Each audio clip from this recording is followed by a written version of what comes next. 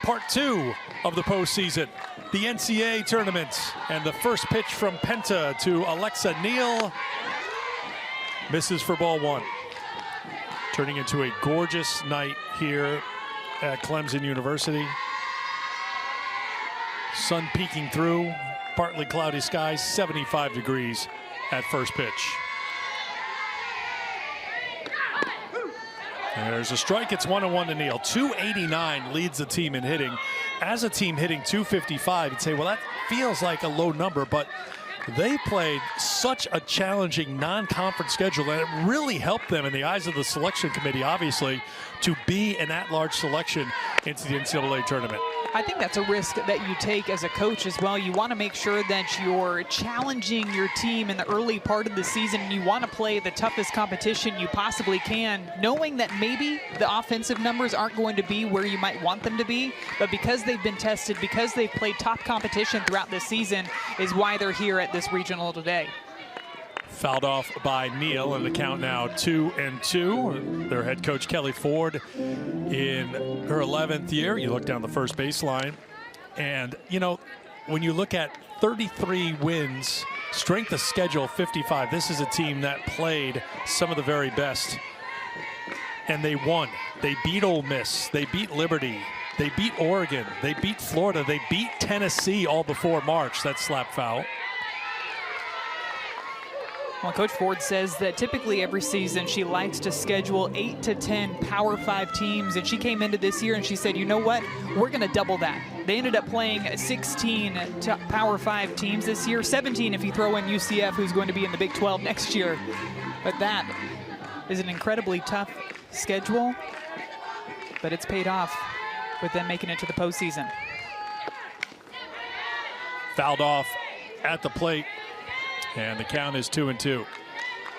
7 wins against NCAA tournament teams. And when we talked to Kelly Ford about it, she always likes to play a challenging schedule, but she thought the time was right this year with where her roster was to really up it. And there's a strikeout. Penta gets her first. One away. So they doubled the number of top teams they played this year, and playing that tough schedule paid off. Penta goes with the fastball outside, trying to establish that outside part of the zone. Good movement up and away from the lefty Neal to start off this ball game.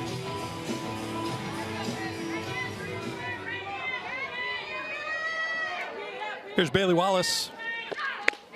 Takes strike one, 70 miles an hour from Penta. Maddie told you, Penta will dial up the heat.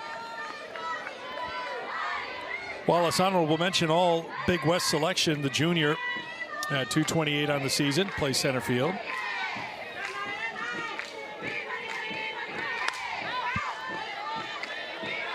Oh, 2. That strikeout was number 288 for Maddie Penta on the season. Auburn staff led by Penta, also featuring Shelby Lowe and Annabelle Widra. 2.14 earner on average. Opponents hitting 199 against Auburn pitching this year.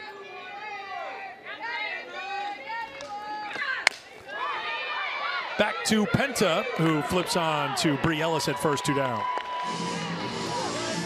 Defensively around Penta, Aubrey Lisenby is combination of players to be able to put out there in this regional. Hannah Becerra, good hitter. She's the run producer. 8 home runs, 28 runs batted in, hitting 256. 1-1. Auburn went 1-1 at the SEC tournament. Had a battle with Ole Miss, pulled it out 8-7. They were down 6-2. Came back to score 3 in the third, 3 in the fifth. Penta gave up 5 runs in the third inning of that game. Mickey Dean's team stuck with it, picked up the win, and then would lose to South Carolina. Jordan Fabian had the big hit for South Carolina. Auburn was 1 out away from a trip to the championship game. So you hit the reset button if you're Mickey Dean, who has really built this program back up. And here in the Clemson Regional for the 2nd consecutive year. Becerra fouls it off. And you talked about at the very top of the telecast, Auburn thought maybe this regional or a regional should have been played at the Plains. Well, and I think, too, historically, when you look at the teams that have finished in the top 3 in the SEC, typically those are the teams that ultimately end up getting a host spot. And so they thought finishing in that third spot in the SEC that they'd have a chance. Penta gets a strikeout, bit of a confetti show at the Pitching coach Danielle O'Toole says she has so much confidence in every single pitch that she's going to throw, but the thing that makes her the most effective is throwing multiple speeds. She's going to throw 3 different speeds at these batters to try to get them to miss hit and hit some ground balls to her infield. The Big West Pitcher of the Year ready for her first offering of the NCAA tournament, and it's in there for strike 1 to Nelia Peralta. Sophomore shortstop at .336 on the season, leading the team in on-base percentage at .487. Good eye will work a lot of walks. Second team all-conference selection in the SEC. Lays off 1-1.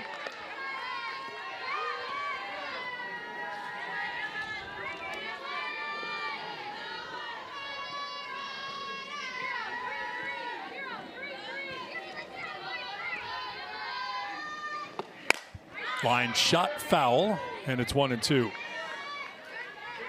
I think the fast track to becoming the Big West Pitcher of the Year is to win the weekly award 7 times, including 5 straight times, and that's what Micah Sutherland did. I think that'll do it. And when you're top 15 in the country in strikeouts too, I think that's going to help your cause as well. Really some excellent pitchers in this regional. Sutherland and Penta going head-to-head here today. Valerie Cagle, of course, for Clemson, did not pitch today. She will surely pitch tomorrow, 1 o'clock, against the winner of this game. Fly ball down the left field line and deep and hooking, just foul. Well struck by Peralta, put a charge into it. Didn't miss her 10th home run of the season by too much. I was kind of curious how we were going to see Micah Sutherland pitch to Nelia Peralta. She can be very patient up at the plate, and that SEC tournament pitcher is really working her on that low and outside corner, and already in this ball game we're seeing a lot of pitches on the inner half to her. Gets a piece and we'll do the 2-2 again.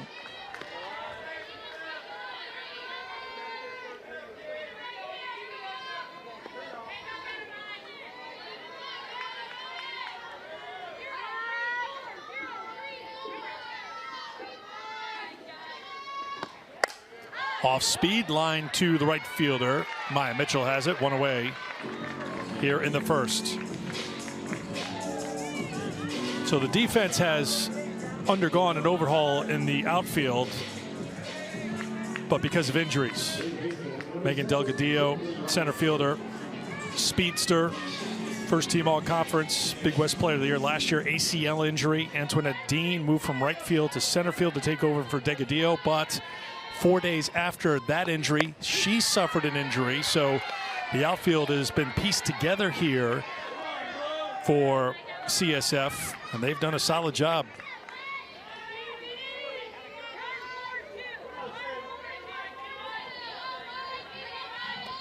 Denver Bryant takes a ball, it's 1-1.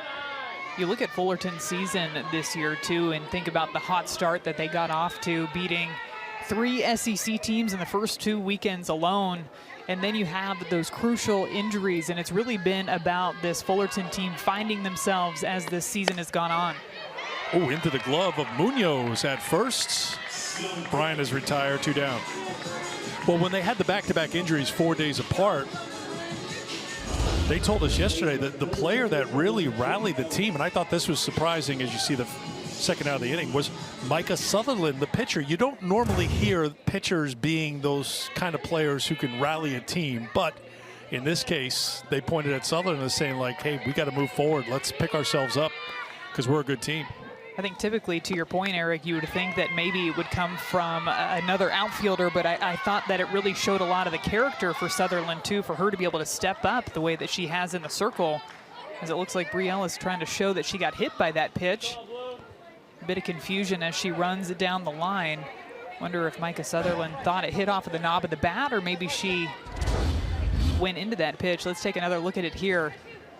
Looks like it hits her straight on the forearm. Yeah, that right forearm.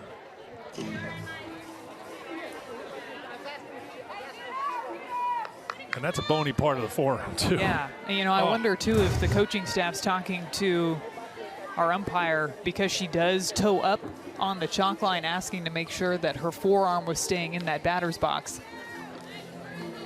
There was also a little bit of confusion maybe at the beginning as to whether or not they called it hit by pitch or a foul ball. Eventually, first base was awarded to Ellis.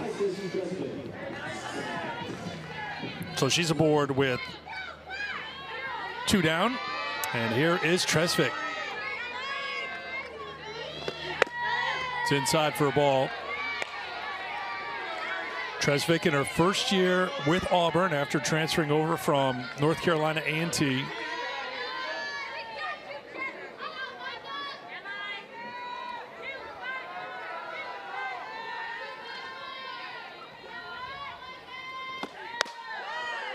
Two and 0.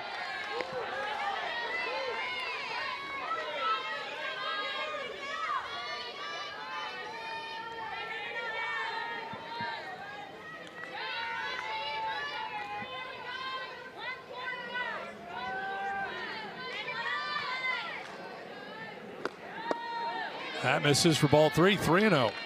We talked about Isis Tresvik being one of those players that needs to step up in the middle of this Auburn offense. Likes to pull the ball. 41% of the balls that she puts in play go over to that left side, but a fairly even spray across the board. I'm impressed with that 35% going opposite field as well.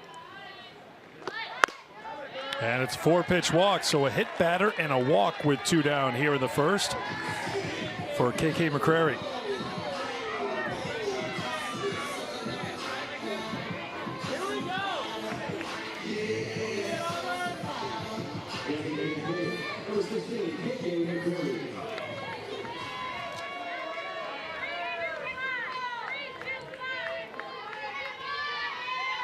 First pitch to the junior is fouled off for strike 1. McCrary 266 on the season.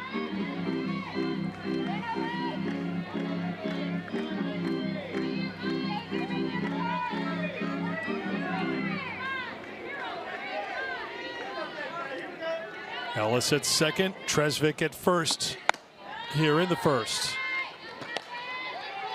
We're seeing Sutherland go to that rise ball quite a bit in this inning, missing up and out of the zone. Some of them have been close to that top part of the zone, but she's not getting that called.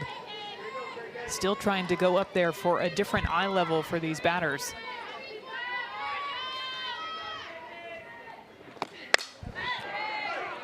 One and two.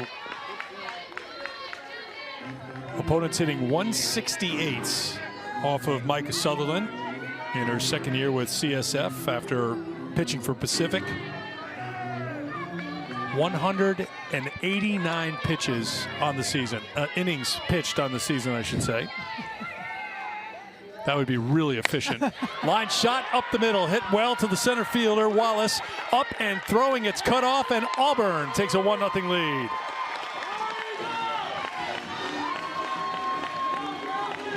It's a great piece of timely two-out hitting. When you get back-to-back free passes going up against a pitcher like Micah Sutherland, you have to be able to come through with clutch hitting, and it's KK McCrary getting a pitch outside, driving it straight back up the middle to get the Auburn Tigers on the board here in the first inning.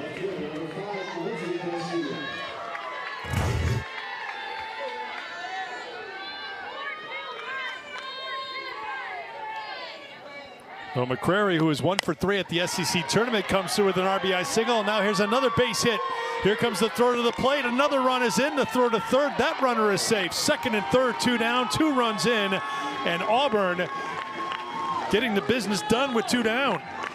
Lindsey Garcia with an RBI single.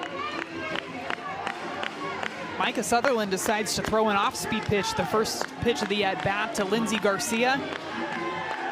She was a bit out in front on the swing, but she still stayed long through the zone to be able to drop it out into left field to allow Isis Tresvik to score for the second run of the inning. Peralta flied out to right. Bryant with the soft liner to first. But then Ellis hit by a pitch. Tresvik walked on 4 pitches. McCrary and Garcia with back-to-back singles. There's a lot of games happening. Ole Miss and Kentucky out of the SEC picking up day 1 wins. Virginia Tech out of the ACC in the Athens Regional with a win over the BU Terriers. Sutherland misses for ball 1. To Aubrey Lisenby. So Lisenby behind the plate for Auburn here today. The sophomore at 244 on the season.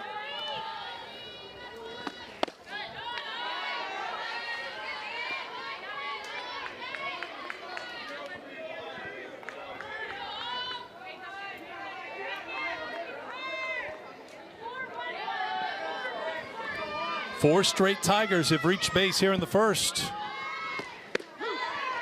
2-1.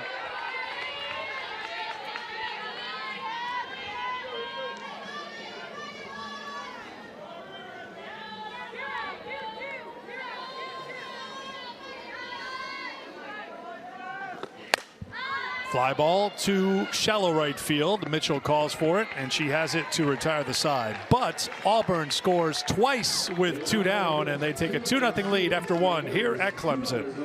That I know I'll be looking forward to watching come time for 2024. Ready for the second inning. Daisy Munoz to lead things off with Auburn on top 2-0.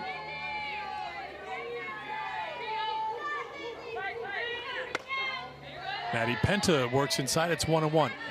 Were you surprised to see that Maddie Penta got the game 1 start here? We asked Mickey Dean yesterday, and he said we don't decide till the morning of. And we're like, okay, that's fine. And you know what's ahead. You know you have this clear-cut ace.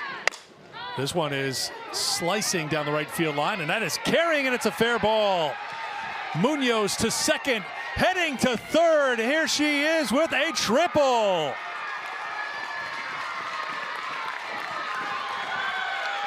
Hold that thought, because we've got a leadoff triple here at Clemson. Daisy Munoz getting it done. When you know you're facing a pitcher that's going to throw 70 miles per hour, you just have to be on time. Shorten up your swing, drive it to the opposite field, and that's exactly what Daisy Munoz does. Running around first base, rounding second, heading into third base for a leadoff triple to start off the top of the second. I think the celebration in the dugout gave the Selection Sunday celebration a run for its money down there when Munoz looked over to her teammates. Seeing all sorts of hats on display early. When we were told the weenie hat was not a good thing. I think it's a good thing right now. Right, that's the weenie hat. We'll fill you in because they filled us in. Deja Hill. Oh yeah, bringing the energy. There it is. Got bucket lids, towels. I don't know how the weenie hat is secured, but it's staying on there. Line shot, base hit. Deja Hill with an RBI single, and the Titans are on the board here in the second. RBI number 20 this season for Hill. Really nice swing by Deja Hill. Early in this game, we've seen Maddie Penta go to the drop ball quite a bit. She goes to it here again, and you can see how Deja gets down into her legs, drives it down that left field line to score Munoz for the first run of this regional for Fullerton.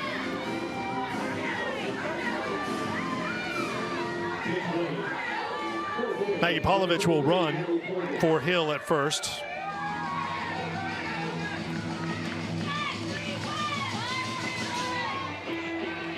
Did you want to tell a story about the weenie hat now, or do you want to wait for that? Well, I feel like the weenie hat has good vibes. We were told that it's not necessarily a great thing when it comes out, but I think that maybe they've changed it on us a little bit. There it is. It is staying on there pretty good, though.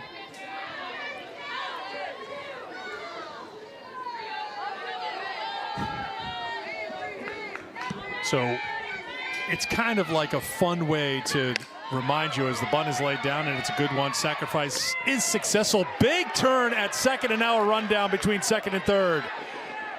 The catcher covering at third, Lisenby, goes for the tag, didn't get it. The rundown continues, and now Lisenby gets out of the way, and her teammates will take over, and Polovich is tagged out. 2 down. Nicely executed sacrifice bunt. Puts it down in fair territory, and then all of a sudden, Polovich takes a really big turn over at second. Get the easy out over at first base, but because the turn was so wide for Polovich, she gets caught in this rundown. Peralta to Lisenby. She actually dropped it out of her glove a little bit there, recovers, brings it back to Peralta, who finally applies the tag for the out there. Nelly Peralta had the look of someone, let me take care of this on the shortstop. let me get in here. We don't need a catcher with the gear caught up in a rundown here. So 2 down on that play. It looked like a successful sacrifice, and it was, but then the runner gets caught taking that big turn at second. There's a strike, and it's 1-1. Huge swing in momentum, too, after those first 2 hits to start off this inning. After Fullerton's able to get a run across, he laid down that sac bunt and then get into that huge rundown. Almost a bit of a sigh of relief on Auburn's side after that play. Chop foul. So just to finish the point, the team told us that we had, like, if you strike out looking, you make a base running error, If you're a pitcher, you walk someone, you hit someone. I still see the hat on Racy Miranda, so maybe it's a little too soon to. The coaches wanted to more make like a rally sure hat right that this now. Was created by the players. Yes, oh yeah, no, it was all player driven. Fly ball to Packer in center field, and I'll call it. Just in the first inning, too. I mean, that's an impressive amount of runs to put up in the first inning, but when I look at the way that Mickey Dean likes to run his offense, it doesn't surprise me because he's got a very pitcher-minded approach to the way that he wants his hitters to play. Bunt laid down and off the bag, safe at first. Packer beats it out. They like to attack early in the count. They like to attack early in the game, and we just saw an example of that from Michaela Packer going after the very first pitch that she sees. She has so much speed running up the line. You could see that Alexa Neal coming across had to jump up off of first base to catch that ball. I think that's the right call. I definitely think Packer's safe on that one. The throw beats her there, but you can see when Neal jumps up, that's when Packer's foot hits the base.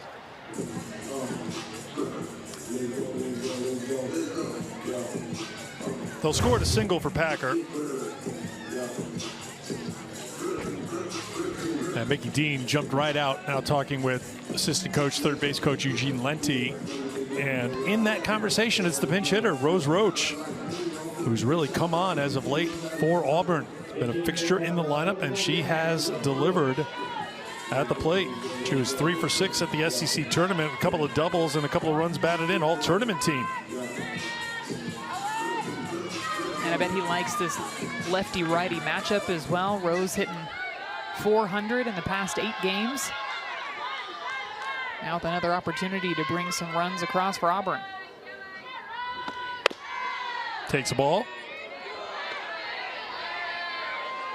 Roach had started the last 4. McConaughey getting the start, but Roach batting for McConaughey here in the second. Sophomore from Elburn, Illinois. There goes the runner. The throw down the second is not in time. And Packer has her 11th stolen base of the season. Just a great jump over at first base, too. And I love how she's diving in head first into second base. Makes it even more difficult to apply that tag. When you're coming across as a shortstop, you've got to catch the ball and go all the way down to the ground to make that tag. Packer in there easily. Roach pulls the bat back. It's 3-0. 85 stolen bases on the season for Auburn in 100 attempts.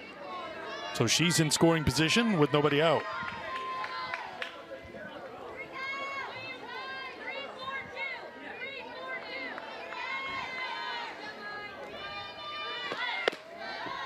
It's 4-pitch walk to the pinch hitter Roach.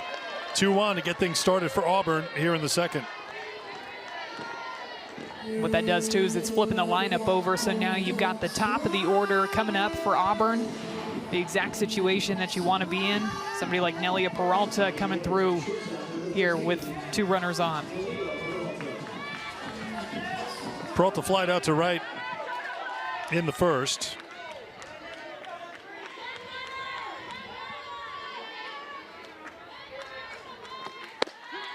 Takes a strike. Peralta, I know you love watching batting stances and you break down a lot of tape. Peralta just gets those toes on her front foot right up to the chalk in the batter's box and lifts that heel up so it's hovering above the chalk. Wide open stance, looks to lay down the bunt. Diving play, almost grabbing it as Alcala. Good effort by the catcher for Cal State Fullerton. Hopped up out of the squat really quickly on this. Peralta going to lay down a bunt here, pops it up. Diving, fantastic effort, almost had it, almost landed right at the heel of her glove and then popped out.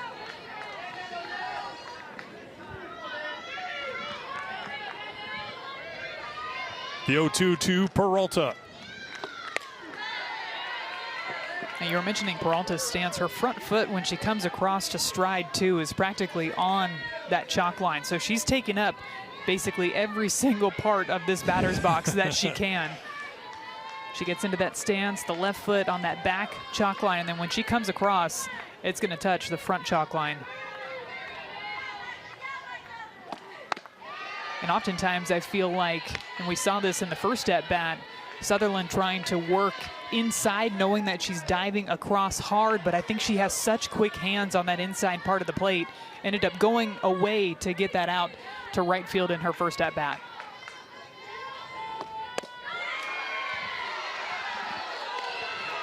2-2. Good take there, not missing by much outside. That's a good 2-strike pitch by Sutherland as well.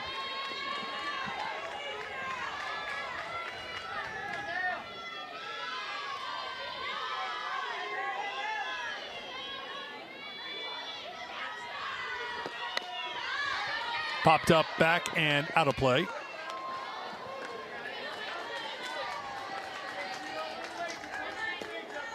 I keep looking at the stands too to see if we're going to see a fan top the catch that we saw in game 1 today. We got a lot of softball yet to play. I think the bar was set impossibly high by a fan who did not put down the cell phone, stopped the conversation, and barehanded it.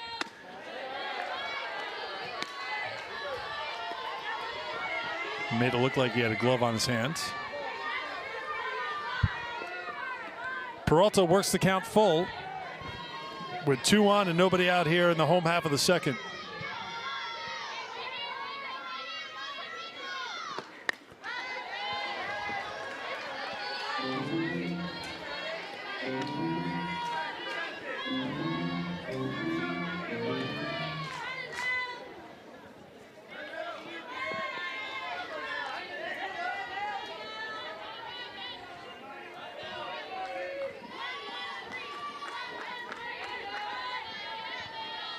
Another 3-2. Off speed, swung on and missed. Peralta goes down, 1 away. This pitch is just nasty to Peralta. Way out in front, dropping off the table right at the last minute, 53 miles per hour. Coming out of her hand, it's got so much spin on it that it looks like it's going to be that screwball or rise ball that she throws inside. And by the time you've gotten your swing off, is too late to try to recover on that off-speed pitch.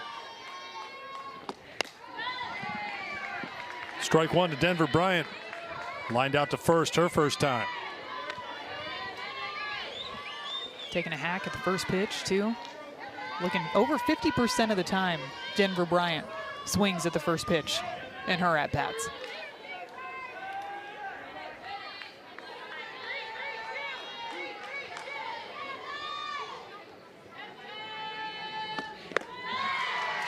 Oh, 2. That's a high number. It's very high. Yes, and for comparison, I did look at my sister Allie Shipman for Alabama is known to swing at a lot of first pitches. She was in the 40s, low 40s. So Denver Bryant going up there hacking early in the count. Denver Bryant makes your sister look patient at the plate by comparison. That's hard to do. That's hard to do. But we talked to her, and she said she likes to do that. She likes knowing that the pitchers are trying to get ahead early in the count. Oftentimes the best pitch that you might see in an at-bat is going to be that first one, because the pitchers are always told, get ahead, work from ahead, and she likes to go up there and attack it. And she's also very confident and comfortable hitting with 2 strikes, as we're seeing right here, a couple of close takes to bring this count back to even.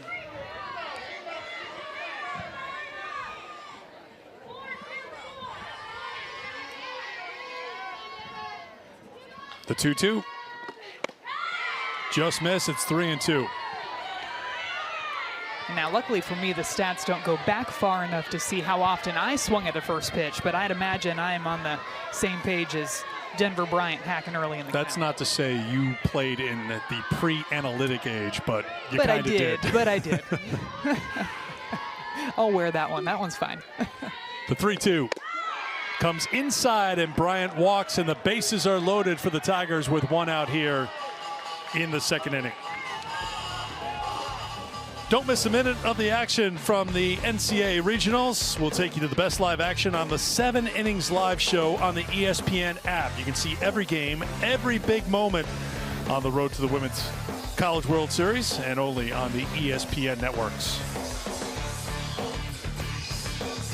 Packer singled, Roach walked, Peralta struck out, Bryant walks, bases loaded for Bree Ellis.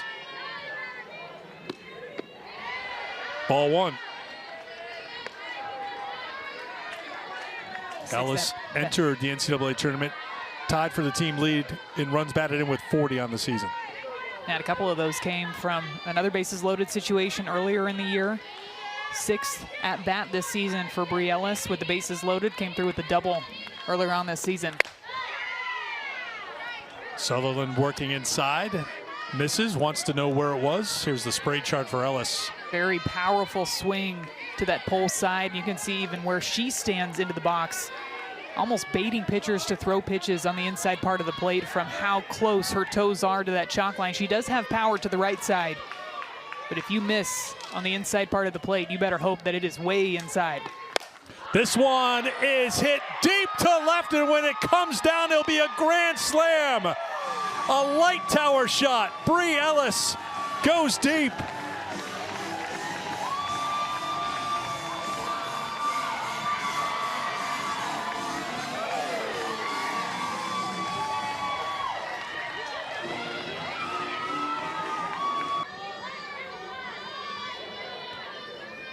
Here's Tresvik.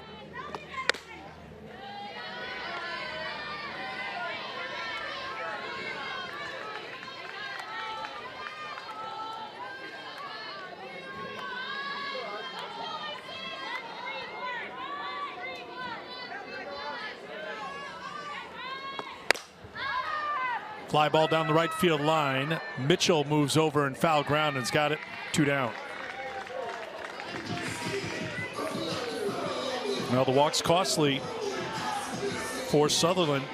Walking a hit batter in the first inning, both scored. Walked 2 here in the second inning, both scored. As a result, it's a 6-1 lead for Auburn. Yeah, the 4 straight balls to Rose Roach in the second batter of this inning, the pinch hitter. And then after Denver Bryant fell behind 0-2, battled back to earn herself a walk right before Bree Ellis hit that home run.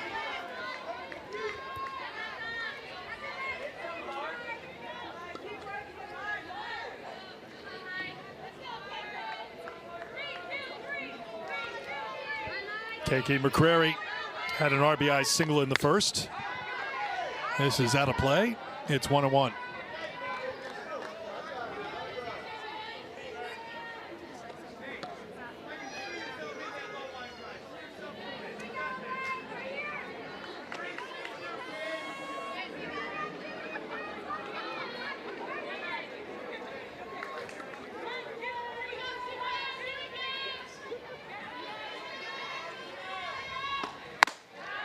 2-1.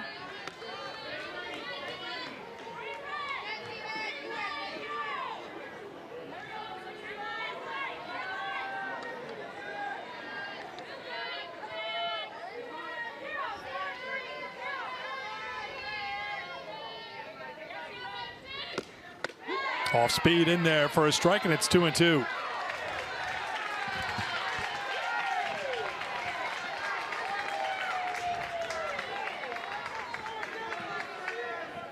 Been a busy inning for Micah Sutherland. This is her 30th pitch of the second inning. And it skipped up there and the count is full.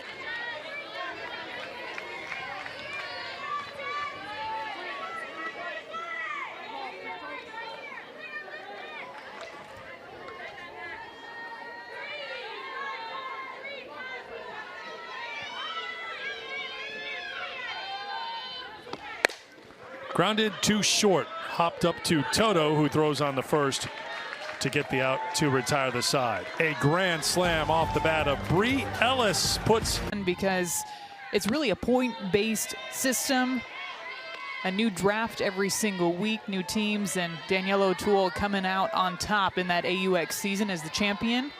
Earned herself the most points that year. She was so much fun to watch compete out there in the circle. A phenomenal changeup coming from the left side.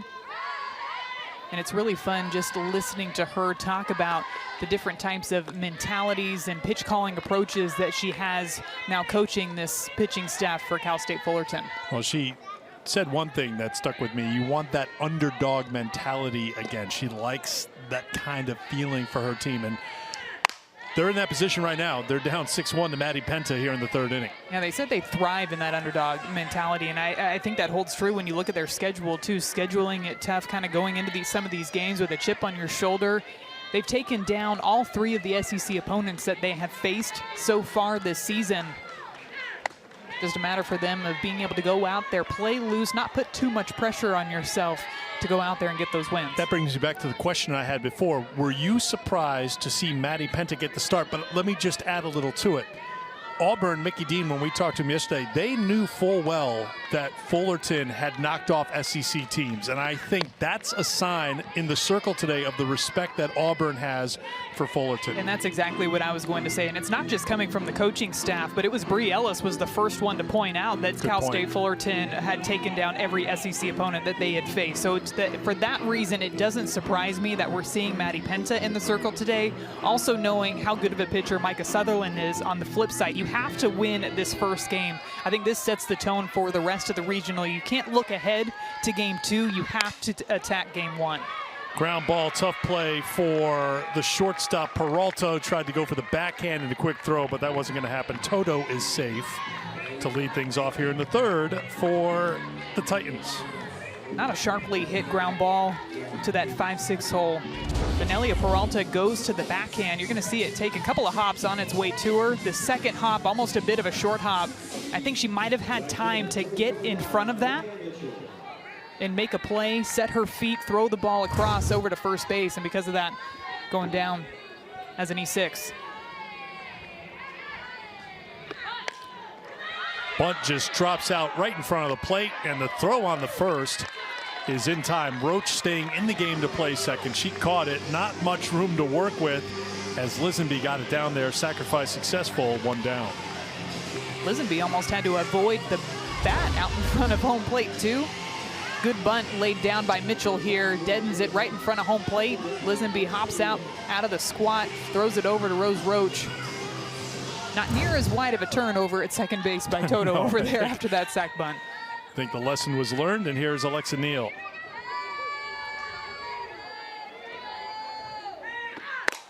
Neal slaps it. Peralta with the long throw, and it gets away. The runner held at second base, so being held at third, the throw goes back behind in the second. Neal's in safely, and a couple of errors here for Auburn here in the top half of the third. And the Titans have something cooking with one out. And defense has been an area where Auburn's been pretty solid this season. Coming into this game, Peralta only with 10 errors on the season, and now 2 already in this same inning. Has plenty of time there. You have to get rid of it quickly but I still think she had time to make a solid throw over to first base, and that thing just sailed over into that first base dugout. Mickey Dean comes out to the circle, but his back is to his pitcher, and his comments, now he's turned back to his battery, but he spent most of his time talking to his infield. Well, and his pitcher's doing her job. She's getting ground balls to her defense, and a couple of plays that we've seen Nelia Peralta make 9 times out of 10, just right there kind of snowballing on her for a couple of back-to-back errors in this inning.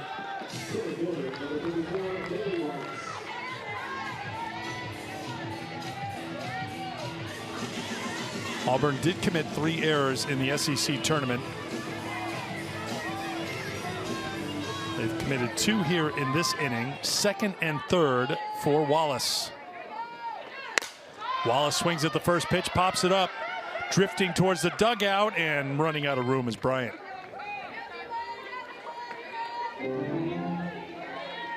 Thought the way that Bryant was tracking that one, she had a chance to make a play on it, but it just hits that netting. So did Denver. It's like, if that netting wasn't there, I've got that one. We could just take down the netting. I would have had an out there. See what Fullerton does at the plate. Not quite up to that 50% clip of first pitch swings that we saw from Denver. Yeah, Wallace did swing at the first pitch. She checks her swing on the second pitch, and it's 1-1. 24% of the time swinging at those first pitch. Walking 10% of the time. Seeing a little over 4 pitches per at bat for this Titan offense.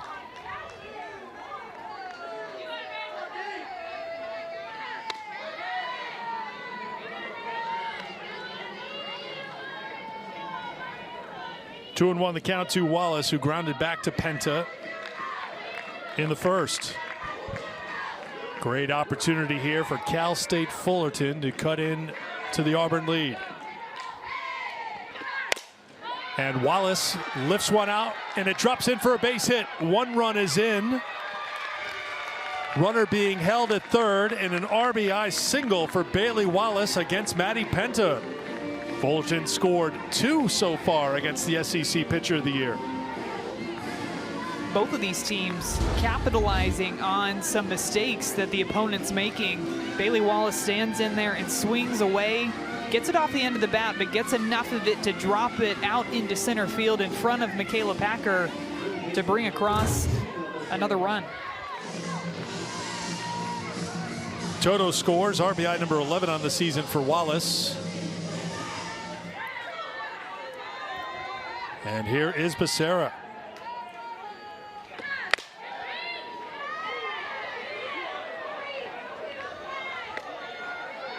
Becerra is one of those hitters in this offense that I feel like her numbers are not really a good indicator of how good of a swing that she has up at the plate. She's hit some hard line drives that have just happened to go right to people. Throw looking to pick the runner Wallace off first from Lisenby down to Ellis. You brought that up to her yesterday. I think she was happy to hear it. She wasn't happy with the results, but it's like, oh, yeah, you've been paying attention. I'm just hitting it right at people. Well, when you're timing them up, hitting them right on the money, especially the line drives to the right side. And when you have a powerful swing like she does, oftentimes pitchers like to throw to the outer part of the strike zone. And she has really good extension on that part of the plate. She'll hit it solid. It just happens to go straight to the right fielder or straight to the center fielder. And oftentimes, to your point, Eric, it is hard to just stick with the process when the ball is going straight to people out in the outfield. Line down to Bryant, looks the runner back, throws on to first. The runner holds at third. Good play by Denver Bryant to get Becerra at first, 2 down. Even still, another example, I believe that's the hardest hit ball that we've seen in this inning, and it happens to go straight to Denver Bryant for out number 2 of this inning. Timing it up, pulls this inside pitch, gets it right on the barrel. Just a one-hopper to Bryant, and she hit it so hard that it didn't allow Alexa Neal to score from third base.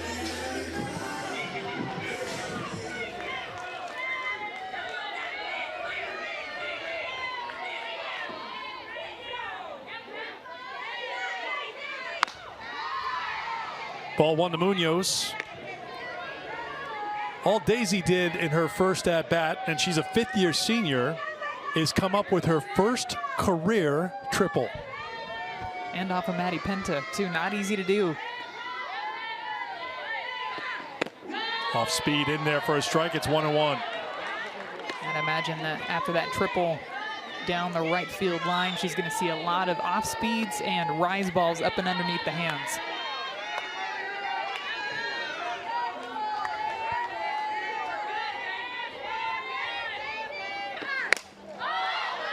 That's popped up and out of play, and it's 1-2.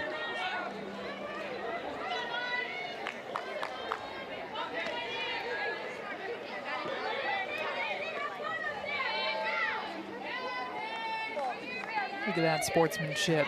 I love it.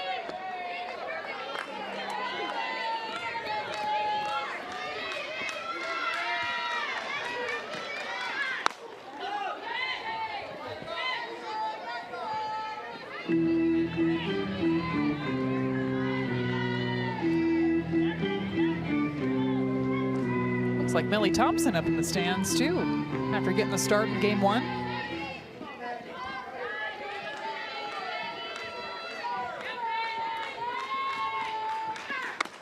Up and in for a ball. It's 2-2.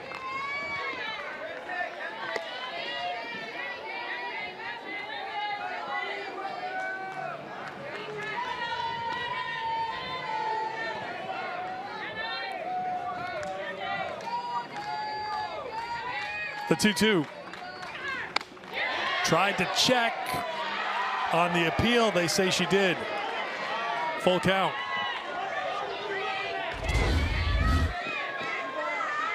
Ooh.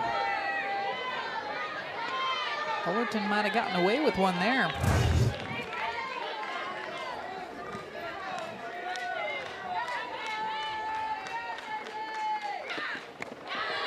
Swung on and missed in the dirt. Lisenby has to throw down to first, and that will do it to retire the side. Joined now by Cal State Fullerton head coach Kelly Ford. Kelly, we showed at the top of our telecast the celebration last Sunday when your name was called. I think the celebration in the dugout for the first career triple for Daisy Munoz may have topped that. Yeah, that was exciting. She barreled up and did what she does. And Coach, we've seen Micah Sutherland have some fantastic performances for you guys throughout this season. What do you want to see from her to keep you guys into this ball game? She's got to throw her game. He's going to call his game behind the plate. She can't get caught up on it. Only you guys can see if those pitches are in or out. But I'm going to tell you, she's got to play the game forward. And I think that's what we're going to see from her from this point forward. All right, Kelly, thanks so much for your time. We appreciate it.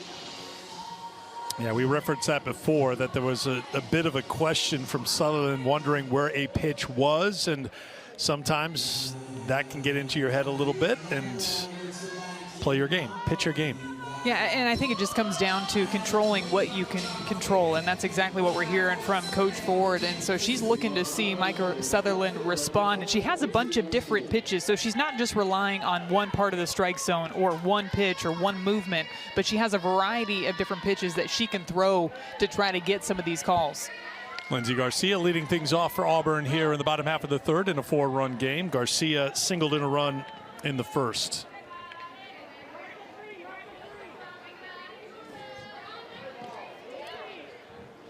When we talked to Kelly Ford yesterday, she still seemed giddy after what happened on Selection Sunday, and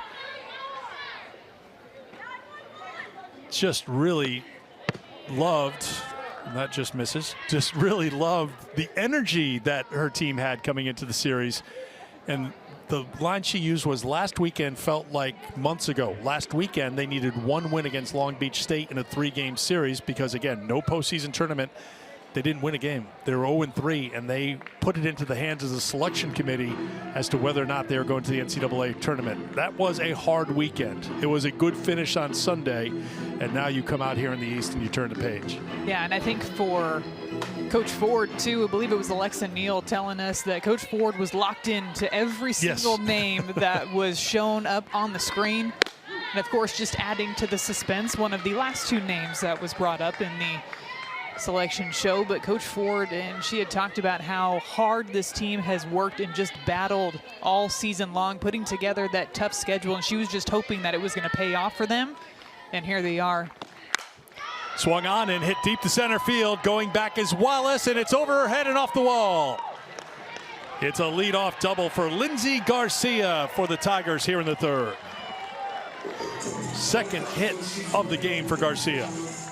It's interesting, too, because that at-bat started with a couple of uncharacteristic pitches by Micah Sutherland. And knowing that she's going to try to get back into this at-bat, bring something over the plate, and Lindsey Garcia hammers it over the head of Bailey Wallace out there in center field for a leadoff double. And it looks like we're going to get a pitching change here as Haley Rainey is making her way out to the circle. Sophomore who transferred over from Idaho State, second team all-conference selection in the Big West, will come on for Micah Sutherland here in the third. Tell you more about the new pitcher when we come back.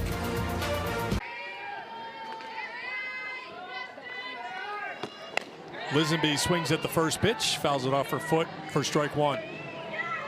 And she'll walk it off.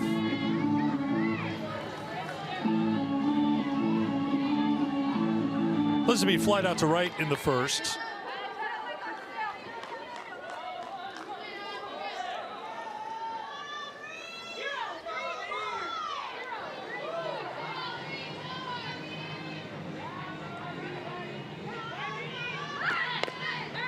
Lisenby bunts it foul, and it's 0-2.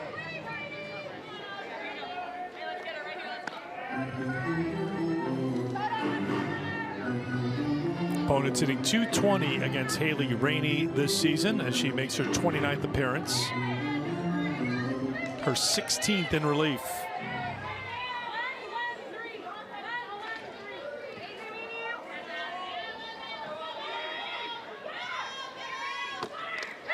Swung on and missed. Foul tip into the glove of the catcher, Alcala. One away here in the third.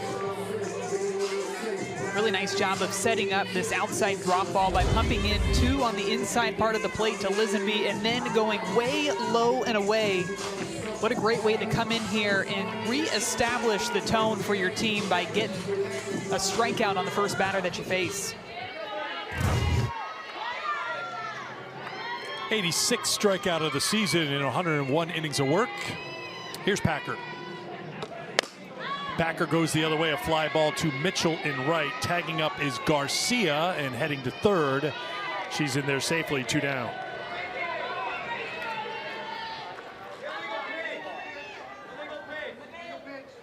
And a legal pitch has been called.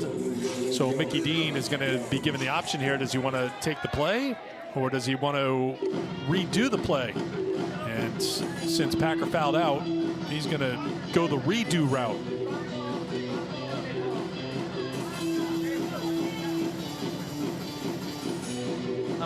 Umpire coming out to make sure that everybody's on the same page. Taking a look at her feet here.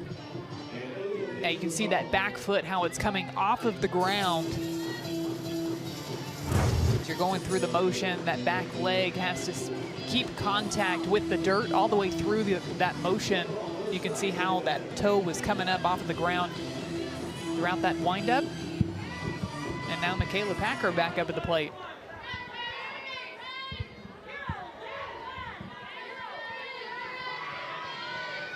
Counts 1-0. 2-0.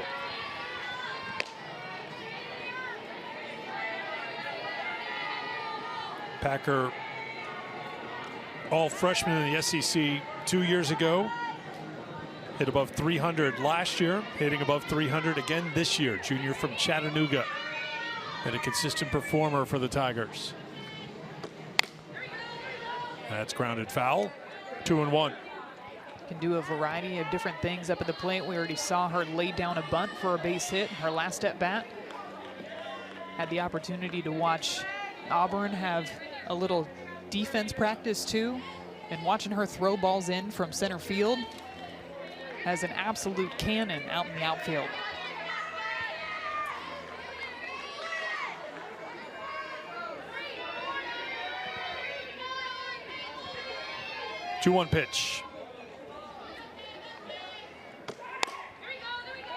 Fouled off again. Last year, Auburn 40-17 in total on the season. They enter the NCAA tournament 40-17 on the season. Last year, they came here to Clemson. They won this game against Louisiana, then lost 1-0 in a pitcher's duel between Valerie Cagle and Maddie Penta, and then lost to Louisiana to get knocked out of the regional. 2-2 to Packer. There goes the runner, no throw. Garcia to third with one down. Wild pitch. Rainey trying to work in that off-speed pitch. Changeup just down in the dirt. Alcala does a nice job of keeping this one in front of her, but it hits off of her shoulder and scoots just enough away to allow Garcia to advance.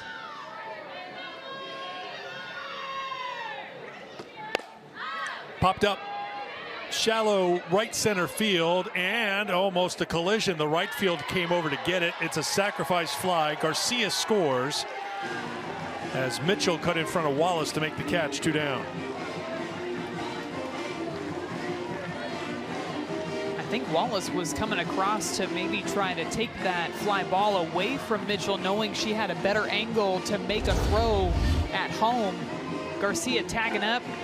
Going to score easily on this one with that slight miscommunication between Ayanna Mitchell and Bailey Wallace out in the outfield.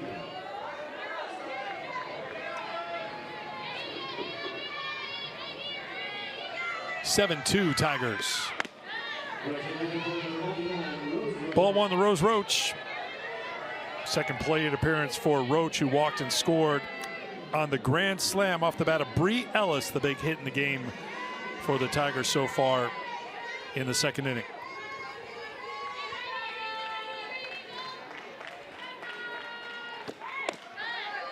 Two and 0.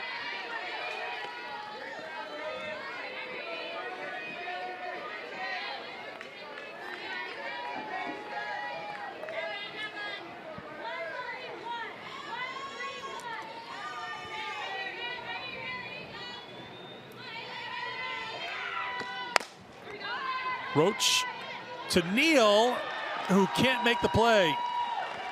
Defensive Player of the Year in the Big West. Surprising mistake there. That's an error. The second for Fullerton. Slow ground ball over to Neal. Just didn't get her glove down enough towards the ground, and it just tips off of the front part of the glove when she goes to flip it over to first base. An unfortunate error there for Neal.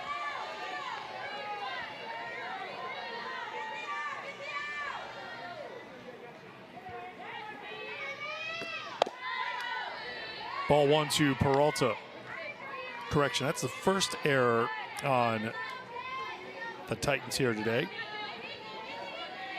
3 errors combined for the two teams.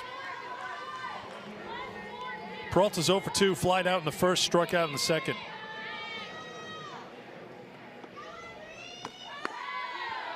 Two and 0.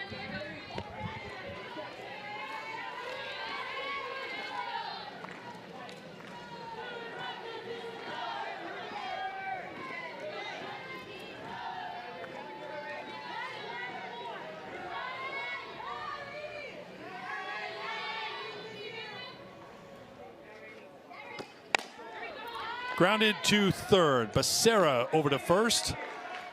And hang on 1 second. I think another illegal pitch was called.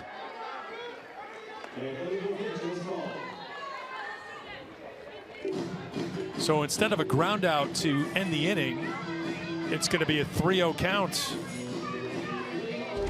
And it's going to be this back foot again. Watch the right toe. Yeah, definitely leaving contact with the dirt there. A bit of a long jump off off the rubber that time. You saw Rainey smiling at the dugout. There's no argument on that one. Now a 3-0.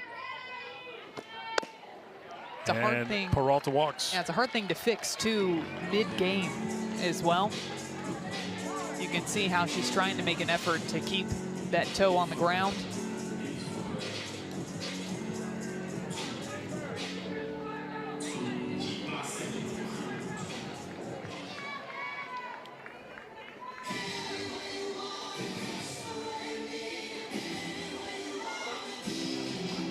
So Daniel O'Toole, the pitching coach for Cal State Fullerton. Maddie told you before, she likes to swing at the first pitch. That percentage goes up a tick. Strike one. Big smile on her face after a swing and miss on that one.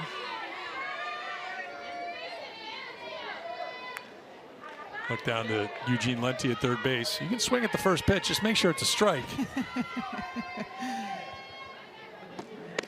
She did say when she goes up there, though, that she's not hearing anything up at the plate, and that's when she knows she's in the zone, when just silence and the game almost slows down in her mind when she steps up to the plate. Well, it's got to be a thrill for her to be at the plate in the NCAA tournament. Remember, suffered a season-ending knee injury last March, so she did not play for Auburn in the NCAAs here at this regional a year ago. And you can see how important she is by just looking at those numbers. She's been in the middle of many of these rallies this year for Auburn. Battled several injuries throughout her career, so really excited to come into this season and feel healthy. Brings so much energy every game. Gets out of the way of that one. It's 3-1. That's one thing, too, that the team certainly feeds off of, is the passion and energy that she brings to the field each and every day. Saw her at that SEC tournament just running up and down the dugout, pumping up every single person on that team.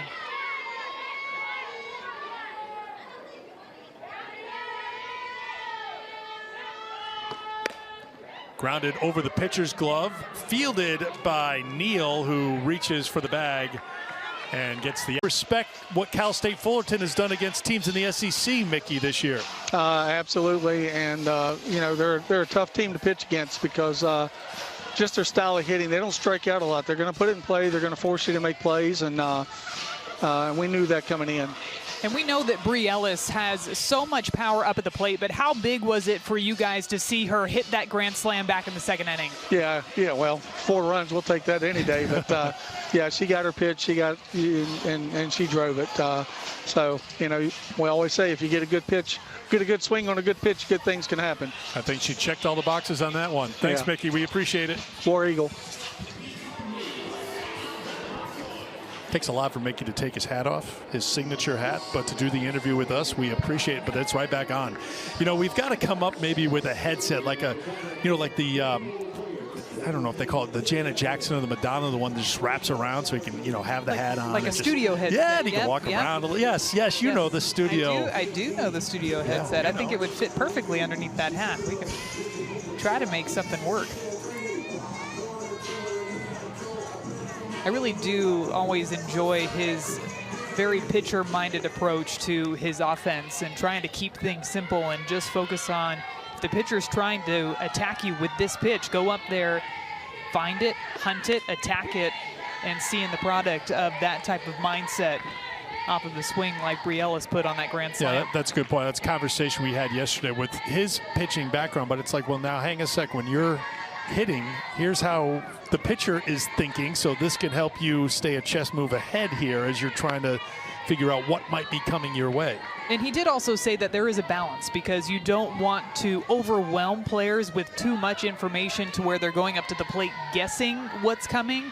But I do think that a healthy level of anticipation is something that hitters can definitely work to their advantage when they're up at the plate.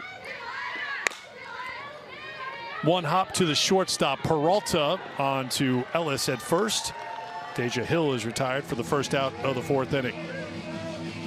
I think it can help you defensively, too. I think it can give you just that one quick step, maybe not cheating, but just giving you a head start on some of these ground balls, knowing that, hey, if this pitcher or this hitter has this tendency with their swing up at the plate, my pitcher's throwing this pitch to them, this is kind of where I think that the ball is going to end up on the field. Here's Alcala, looks to bunt her way on, fouls it off for strike one. Was credited with a successful sacrifice bunt in the second inning, but it turned out to be unsuccessful as the runner who got sacrificed to second took a wide turn at second, got caught in a rundown, and was retired. Fullerton scored 1 in the second, 1 in the third, trailing by 5 here in the fourth. 1-1. Well, Maddie Penta with 55 pitches. She was not thrilled with how she pitched in the SEC tournament. I'm guessing, and we heard from Mickey Dean saying the respect he had for Cal State Fullerton, what kind of team they are, and we've seen them with some decent at-bats. A one hopper to Denver Bryant, and quickly 2 down here in the 4th. I'm sure Maddie Penta, who Mickey Dean said now it's runner at first base. Dean's going to come out here for a conversation, but instead of out number 2, it's 1 on with 1 out. An error on Ellis at first. Yeah, the throw definitely beat the runner. It's a good throw by Denver Bryant, too. Yep. See the timing of when Bree Ellis picks up this ball again. Oh, I think she got it. I think she might have gotten her right there because that heel looks like it's still on first base. Plenty of time. Good throw. The question is that considered possession in the webbing of her glove while foot's on the bag? And they will go to replay here. And this is the first time, as you can tell, we've gone to replay because they're looking for the headsets in the dugout to put them on to talk with the video center in Pittsburgh. Centralized replay again for the NCAA tournament. So this is being reviewed at the replay center in Pittsburgh, and then the decision will be passed on to our officiating crew here on the ground at Clemson. We talk so often where we're looking at bang plays that are reviewed at first base, Maddie. When does the glove first close on a throw? But this seems to be a different situation because Ellis, I think as she goes down there, even if it's in the webbing of the glove, she's establishing, it seems, possession of the ball. Did you see it that way, or is there not enough to overturn this? Yeah, I thought when we looked at those replays that she had possession of the ball before Jessie Alcala hits first base. Let's take another look at it here. Her foot's on the base the entire time, it looks like. And it seems like right here she picks it back up.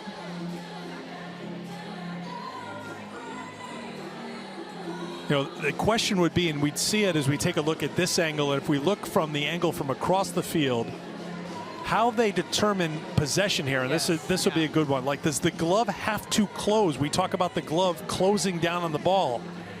Like, to me, she's got possession right I there. think so. Yeah. Yep. We're showing you 4 different looks. Foot still seems to be on. I think that's the right call. I think after looking at Bree Ellis, is surprised. Wait a minute, maybe it wasn't the right call. Bree may know something we don't. I think that was the right call. Successful challenge, 2 down. Yeah, I think that's the right call as well. A lot of laughs happening between the Auburn defense on that play.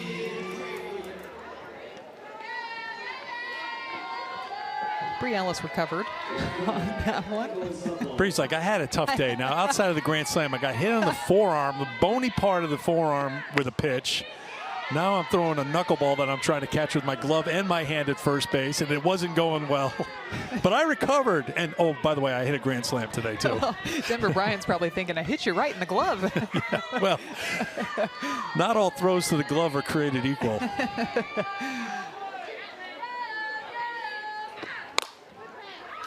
Grounded foul off the back of Evelyn Seblant. We got more defense here in the field. Oh, on the ricochet. Yes. Oh. Coach George over there showing it off. Oh, and then the behind the back toss. Okay. Look at that. Look at that. Okay. That was smooth. He had a drill in the field pregame. I said, Maddie, have you ever seen this? He put 2 softballs in his throwing hand as he was working with his outfielders. He would move left and right to have the fielders move with the ball, and then he would throw the 2 balls, and they would go, one would go to the fielder on the left, one would go to the fielder on the right. We were impressed. That is a skill and a talent, as he showed us he has plenty of skills and talents down there in the third base box. Big swing and miss at an off speed here, way out in front. I'm a little upset at myself. I've never tried to throw 2 softballs at once. I just saw you. Oh, hang on a second. Now, wow. hang on. Look at that. Now we're just showing off, George. He doesn't need a glove. Now you're just showing off. Look at this. Line drive off the bat. Oh, it doesn't Soft even hand. flinch. Oh, And again, Denver Bryant's ready for it. Denver knew he was going to make the play. yes.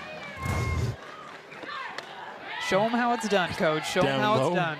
We are putting together quite the sizzle reel for the defensive plays here made on day one. I was going to say defensive plays, though, we've seen them on the field, but a lot of them have come from the stands and now Oh, no, the coaches. I'm saying in the acre around us here. Oh, yes, the defensive property. plays that Yeah. don't go down on the scorebook is what you're Yes. talking about.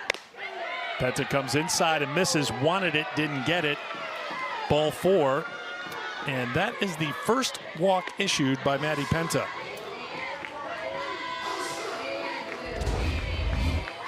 Goes with the fastball here.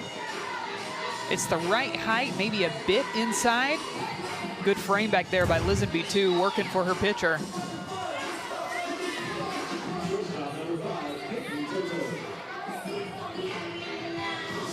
Racy Miranda has just taken ownership of the weenie hat. And it's a good look with the shades, head bopping. It stays on with the dance moves, too. Yeah, it's got like that chef's hat feel. How it? Nice. We're breaking it down now. I'm sorry, I'm taking away your job as the analyst. I'm talking about headwear in the dugout. I mean, how can we not talk about it, though? No.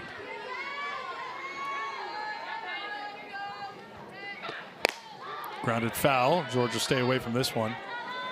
And I think she has a nervous teammate to her who looks hungry because I think she was devouring a cup as Peyton Toto was down the count 0-2.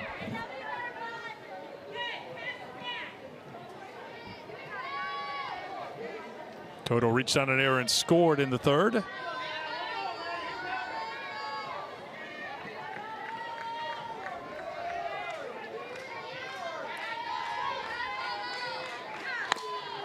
In on the hands, and Penta and Lisenby collide. It's a fair ball, but the runner didn't break out from the batter's box, and she'll be thrown out at first. That just, you could see it developing, and all's well that ends.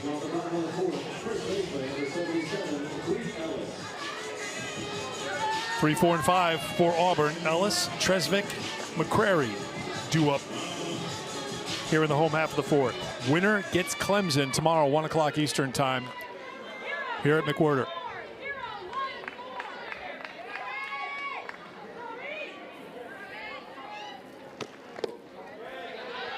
Ball 1 to Ellis, who was hit by a pitch and scored in the first before hitting that grand slam in the second. You see her numbers entering the regional, so tack on a home run and 4 runs batted in.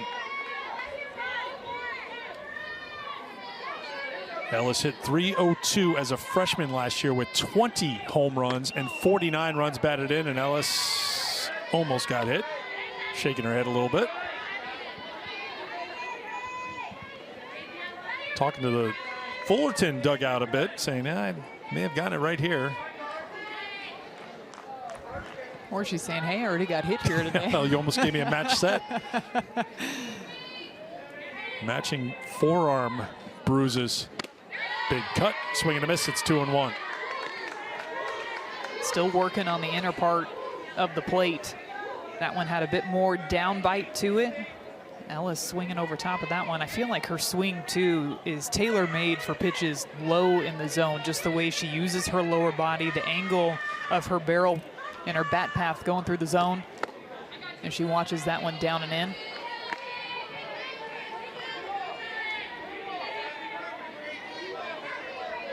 That's a pretty impressive total so far to be in your second year playing a lot of games in the SEC. Against, we've seen some of the pitching in the SEC, and to have 33 home runs.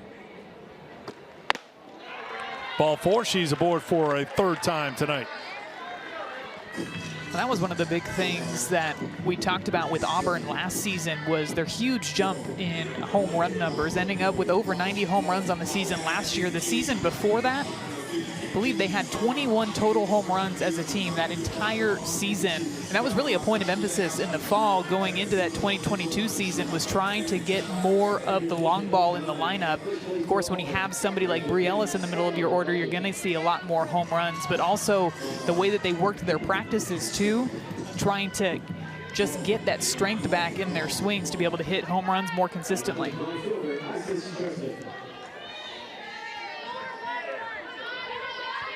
Skylar Elkins will run for Ellis.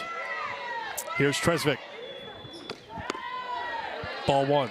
Now, one of the drills that Auburn does, and we did ask him if they still do the drill as we see Skylar Elkins over at first base, is there's a big eagle right Yes. next to the scoreboard at Auburn's home field, and they put a ball on a tee at home plate and just see how far they can hit it. And can anybody hit the eagle? Now, we did ask them, has anybody hit the eagle? They said no, but people have hit it over the eagle. And I'll give you one guess as to which batter was able to hit it over the eagle. I think we saw a ball already go off of her bat that might have cleared the eagle at Auburn. That's Bri Ellis. It's a good shot. If you haven't seen where the eagle is, that's a good shot off Jane the tee. B. Moore-Field, yeah. Yes. You got to put a charge into one.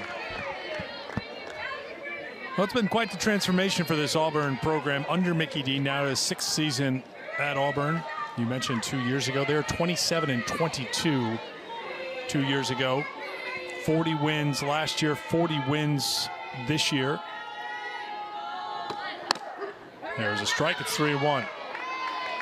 They were 11-13 in the conference a season ago, and then you flip it around this year, 15-9 in the SEC, and they finished 3rd.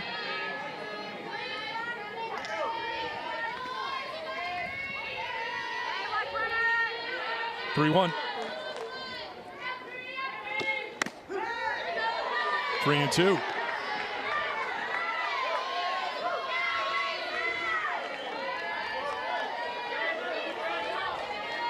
One thing that was intriguing that Mickey brought up yesterday was the future for this player at the plate. Tresvik, dynamic player at the plate and in the field. And you say, well, wait till you see her pitch. I said, okay. Ball 4, and you could see Haley Rainey throwing her hands up, wondering where the pitch was. Working the low and outside corner. I thought in that at bat she got one called for a strike that looked even further. Has a curveball, even an off-speed drop ball that she's going to throw in there. Good movement on the pitch too. Already seeing 69 mile per hour on that pitch.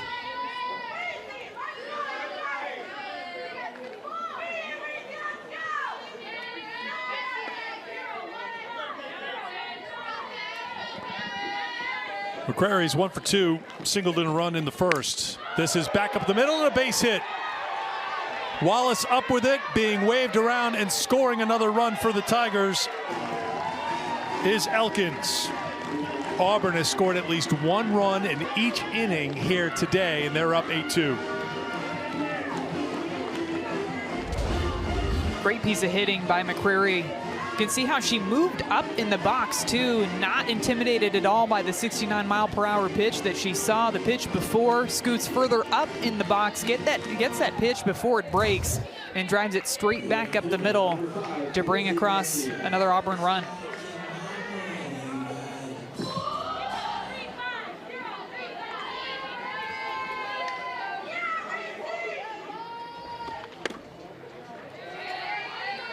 Ball 1 to Garcia, who's 2 for 2, singled in a run in the first, doubled and scored in the third.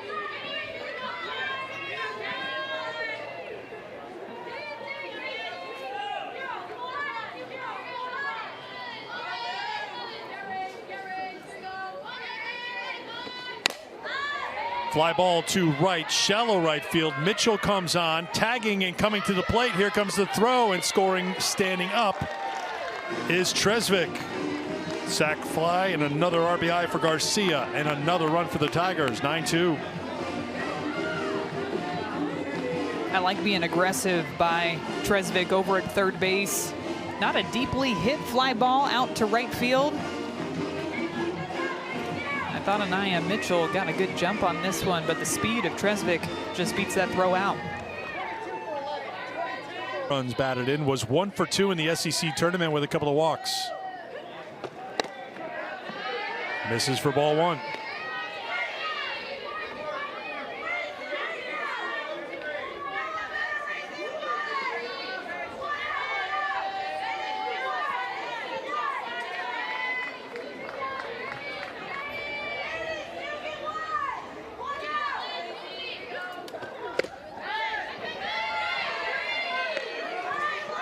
2-0.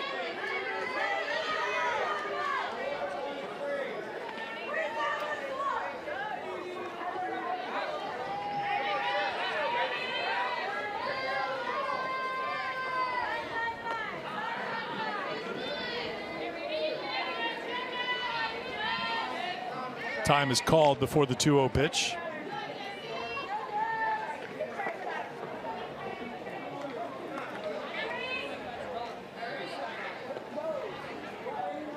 And Mickey Dean is going to come out.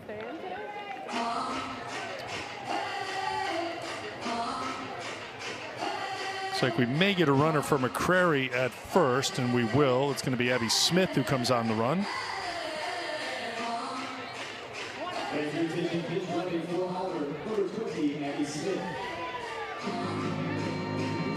Two in the first, 4 in the second, 1 in the third, 2 in the fourth. Auburn has kept the pressure on all game long.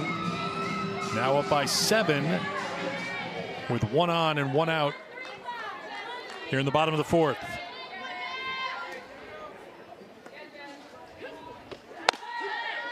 Two and 1.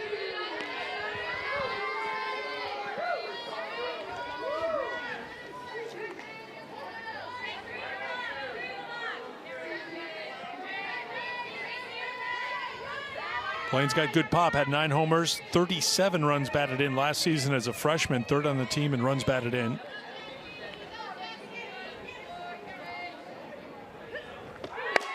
And this is lined but foul. It's 2-2. You mentioned the pop that Jessie Blaine has in her bat, and I find it interesting the way that she stands when she steps into the box. Her back's almost turned just slightly towards the pitcher, a bit of a closed stance. You're going to see her front foot is going to be closer to home plate than that back foot. Really uses her lower body, not a lot of a stride, if any, when she swings.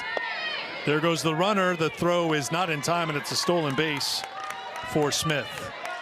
It's almost like she's loaded up already instead of, you know, finding that timing mechanism or rocking back a little bit. That she's like, well, I'm going to start here at point B from point A, and then. Yeah, and oftentimes you'll see hitters go to a leg kick or a stride to try to generate the power, but just from the foul ball we've already seen in this at-bat, she can generate plenty of power without that stride. Inside ball 4, and 2 are on for Auburn with 1 down here in the fourth. 3rd walk this inning thrown by Fullerton pitchers.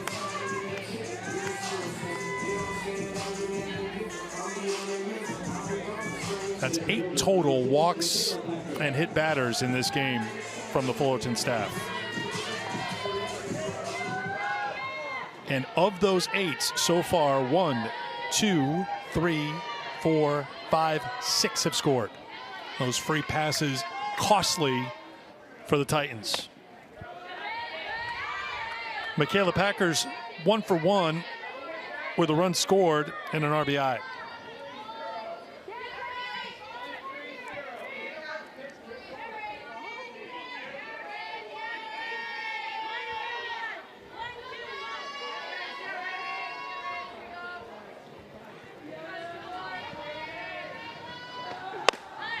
A little late on the swing by Packer.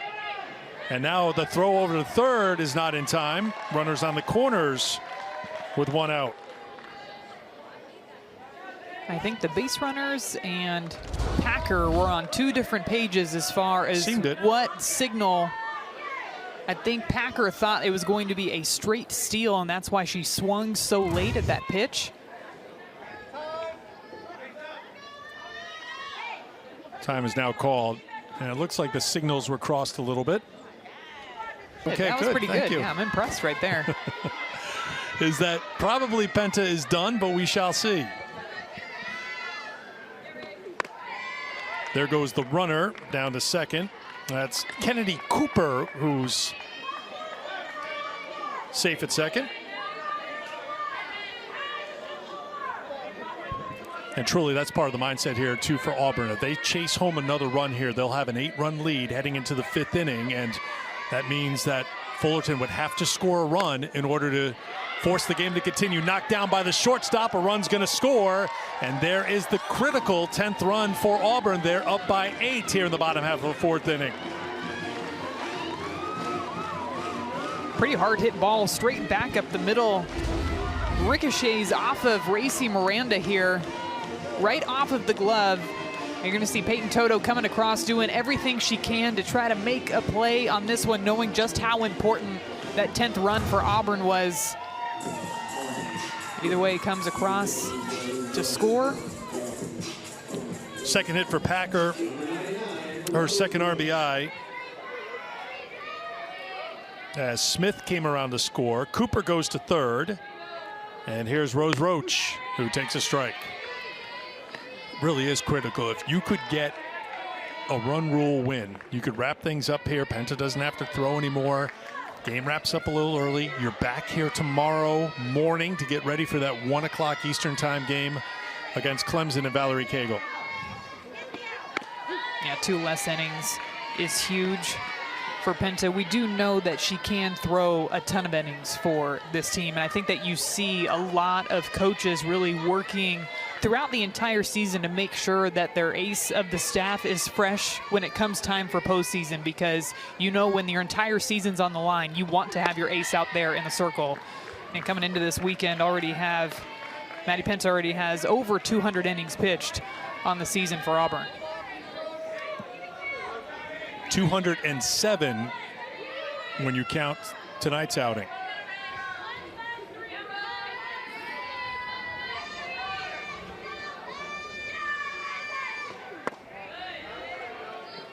And I know we've had conversations about this between the two of us, other people in the softball community, other coaches about, well, there are some pitchers who are wired just a little bit differently. They can go back to back. They can keep going. They want to keep going. They get better.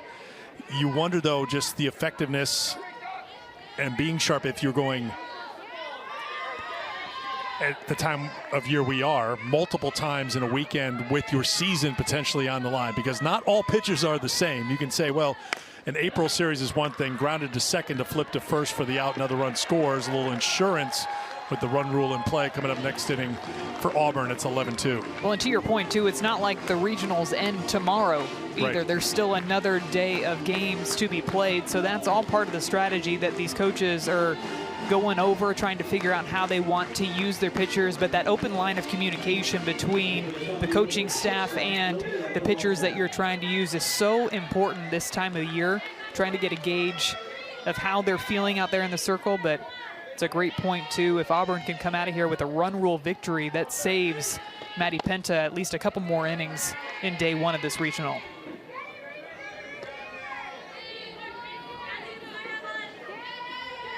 Saves everybody, really. You know, it takes off a little of the pressure and the stress. You're not grinding out a win, and you go into tomorrow's game knowing it's like that 1 o'clock game. That gives you the upper hand in getting to the Super Regional. Getting that second win, going 2-0. And then if you lose that 1 o'clock game, then you've got to come back later that day in an elimination game to try to get to Sunday. I think it's a big bounce back, too, for Maddie Penta in this Auburn team after the SEC tournament last weekend.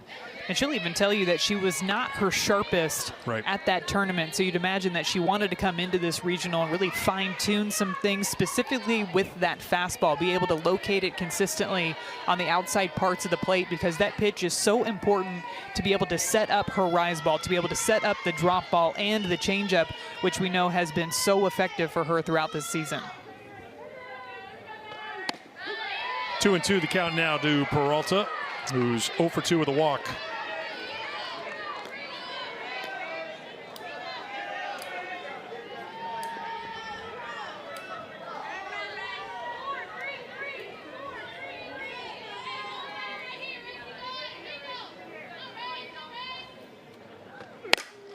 Line shot, base hit. Insurance run for Auburn as Peralta gets her first hit of the night and an RBI as Packer scores the 12th run for the Tigers.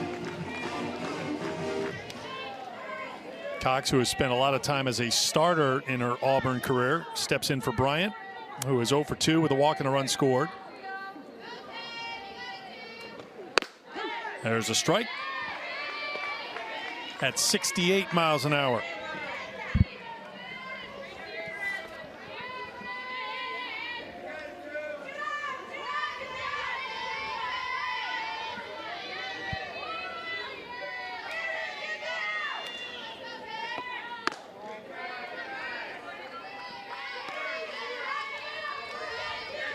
One-on-one to Cox.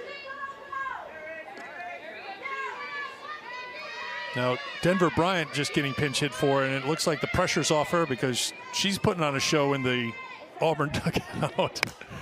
That's fouled off the netting. Did we just see her It's 1-2. Glove? Is that what? Yeah, she's been moving around, dancing. You know, they got really wide dugouts here, so that gives you a little bit more room to do your thing. And there was a bit of a glove toss off a teammate before we saw Denver, and there's the big smile.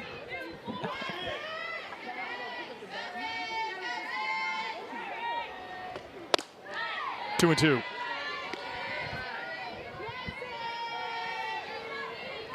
If this holds and Auburn wins, it will be a rematch tomorrow of Auburn and Clemson here at McWhorter Stadium.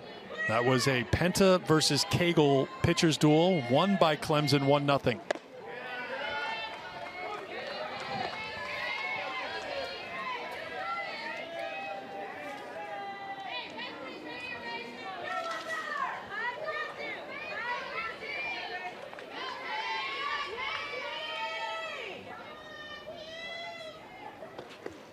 Skips up, gets away for ball 4, first and second now.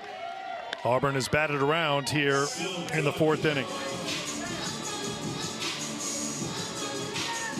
It's really been the walks that have been the Achilles heel for Fullerton throughout this ball game. And Auburn's been able to capitalize on those free passes up at the plate.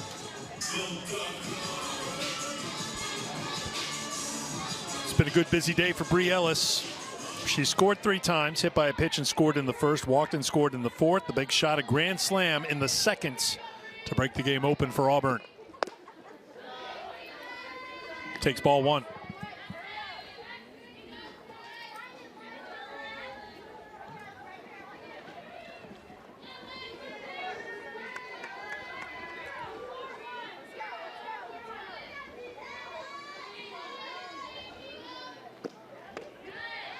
In their first strike, it's 1-1. You've seen the scores scrolling across the upper right-hand portion of your screen. We've been tracking them as well today. Northwestern and Kentucky will meet in the winner's bracket in the Evanston Regional tomorrow. Northwestern had to scratch it out.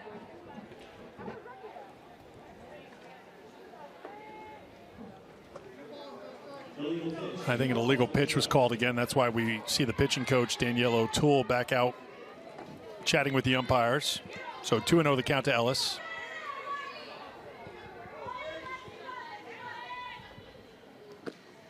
Ole Miss, another SEC team picking up a win, 3-0 over Baylor in Salt Lake City. And then Utah, the host of that regional, scratched out an 11-9 win over Southern Illinois. Up the road, Duke out of the ACC. They'll meet Charlotte in the early game on Saturday. Duke had a battle with George Mason, 1-2-1. Charlotte beat Campbell by 5. In Athens, Georgia, with a run rule win, they'll take on Virginia Tech, who knocked off BU. That's in their first strike. It's 3-1. Looks like it's ball 4. Illegal pitches being called again on that back leg. Not keeping contact with the dirt through the entire motion of that windup. So you're going to look at the right foot here. When she strides out, that's when that foot is leaving by quite a bit. It's ending up outside of the pitching lane even. So it goes into the book as a walk for Ellis. And a pinch hitter for Auburn. Axe Milanowski will come on. Hit for Tresvik.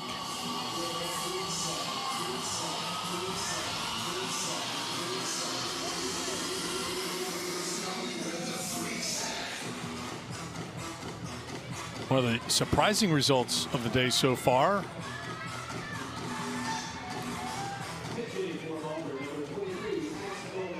Drum roll, please. I was trying to set up the drama, but the Tuscaloosa Regional, Middle Tennessee 8, Central Arkansas nothing. Central Arkansas, a team that has played a very tough strength of schedule, beat Arkansas twice this season. Not the way that you want to open up the regional round down in Tuscaloosa. If you're Central Arkansas, or Middle Tennessee. Middle Tennessee. On the other hand, they are loving it. They're thrilled with T-Town. 1-1 the count to the pinch hitter Milanowski, batting with the bases loaded. 5 runs already in here in the 4th inning. Auburn sending 11 to the plate.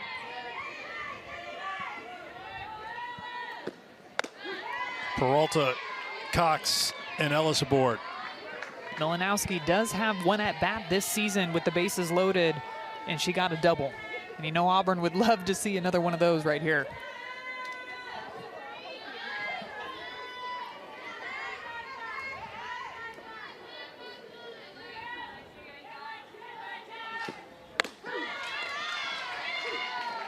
Called strike 3. Milanowski is retired, and that does it for Auburn. Coming into this ball game to try to shut the door here.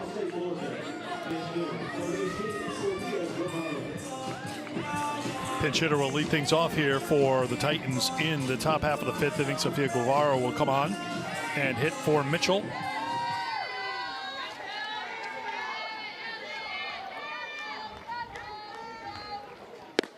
Lowe starts with strike 1. Guevara came into that Long Beach State series with a pinch hit opportunity in the top of the 7th inning, ended up hitting a home run out to left field.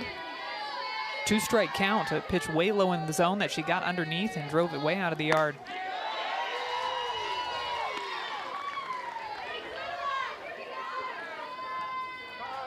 Down the count 0-2.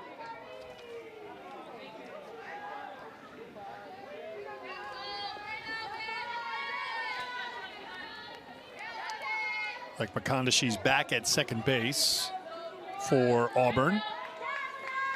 Bryant's back at third after being pitch hit for. And that's fouled out of play. We'll do the 0-2 again.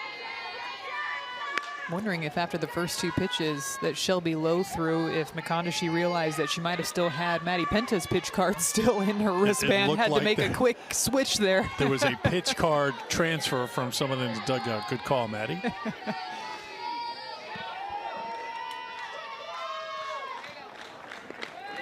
Skipped up for a ball. It's 1-2.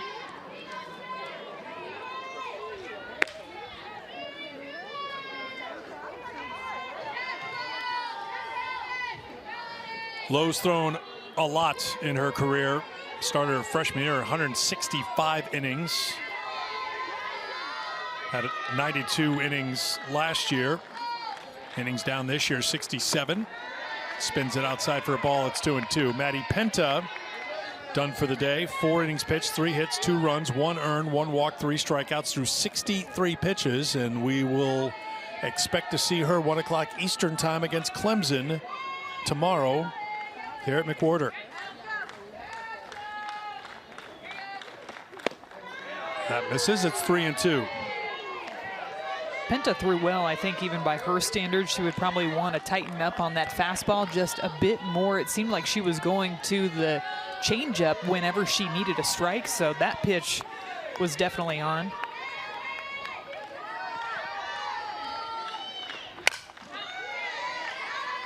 Those setup pitches are often just as important as the strikeout pitches. Shoulder iced up, forearm as well. All part of getting her ready for tomorrow.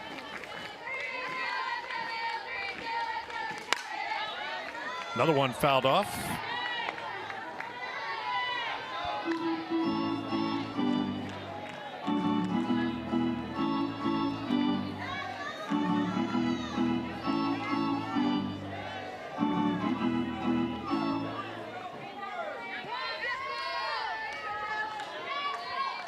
Another 3-2 from Lowe. That misses for ball 4, and the leadoff is aboard for Cal State Fullerton here in the 5th. Really good at bat to start off this inning, too. The pinch hitter coming in, facing a brand new pitcher, seeing a ton of pitches, fouling off some of the close ones, but some good takes on that outside part of the plate to get this inning started. So Nia Mitchell will come back in. She'll re-enter and run for Guevara. Top of the order for Cal State Fullerton and Alexa Neal.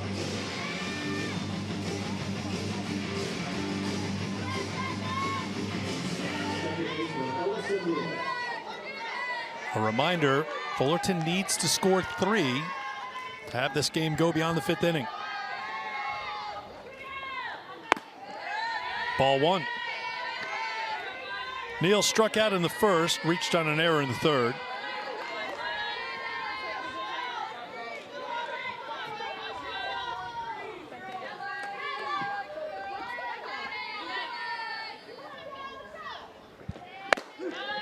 One 1.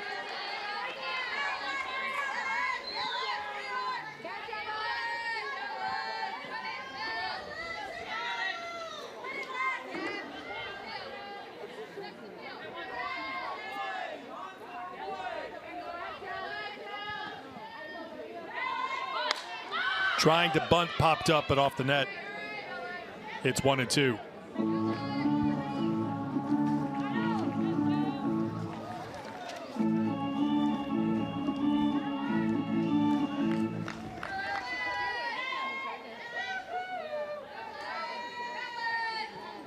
Look down to see the catcher tying her shoes, her cleats. It's Aspen Godwin, so a change behind the plate.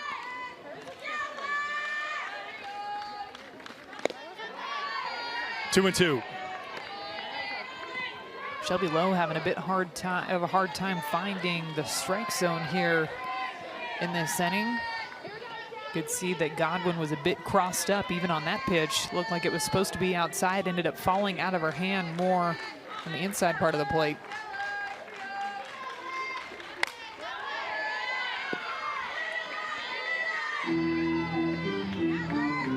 Always a smile on Shelby Lowe's face, though. That was one thing that I talked to Coach Mickey Dean about back in her freshman season, said that she's not fazed by anything that is happening around her. Shows up with the same mindset every single day.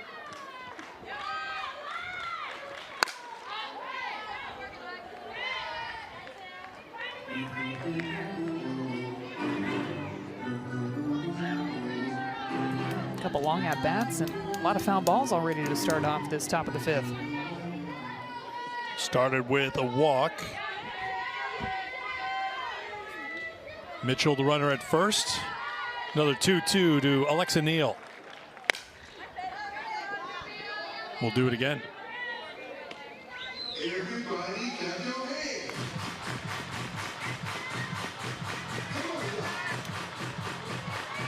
Check that out.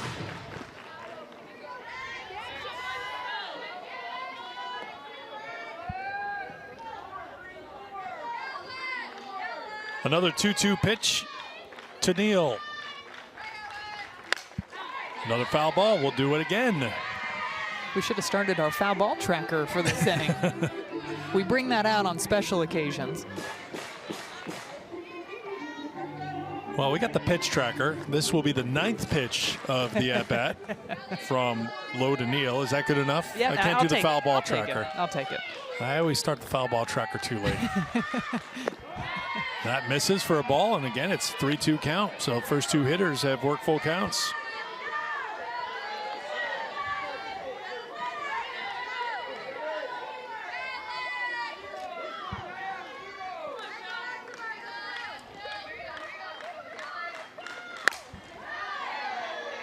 We can start counting from now. Yes. Number 1 right there. The foul ball tracker will begin now, and if we get to a high number, you'll know. Give or take a couple of foul balls here.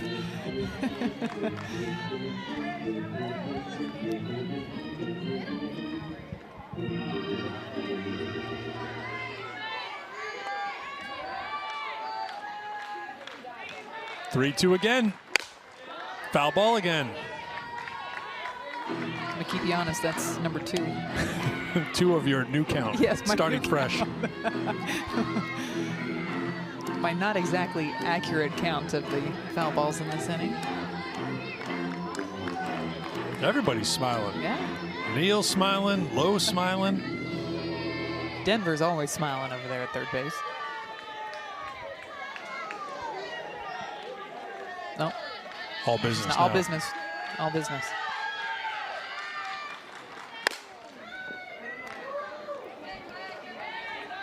I like George down at third. He knows the ones he should not make a play on, and that was one of them. That was one. I am not going to barehand this one.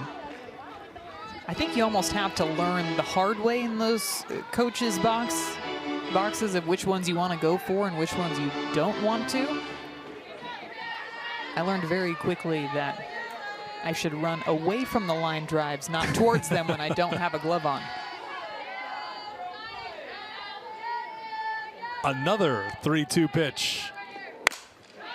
Slapped and just foul.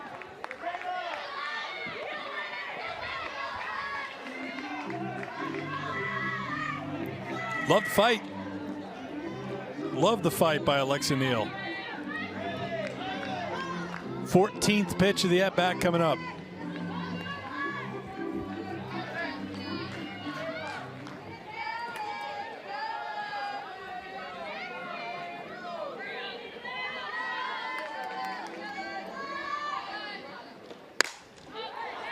Do I hear 15?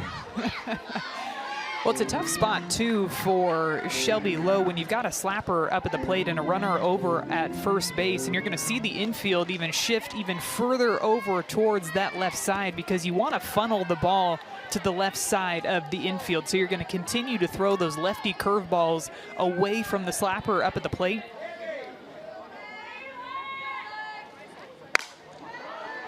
I mean, you just see how the defense is aligned. They know where it's going. And Alexa Neal knows where it's going because she can see the defense when she steps up to the plate.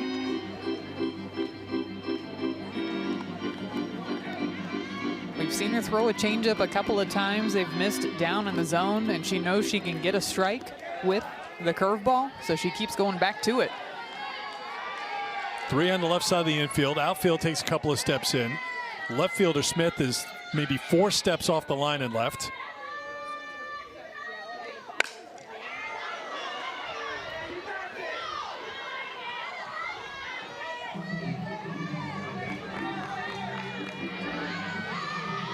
John Tobias has got you covered. Handling stats, he got the foul ball tracker going. He went back. These 2 at-bats, 15 foul balls. Yes, I only had 7, so I'm glad that he's got my back. You were completely underselling it. Ground ball off the glove of Bryant. Peralta up with it. Not in time. First and second. Great fight by Neal at the plate.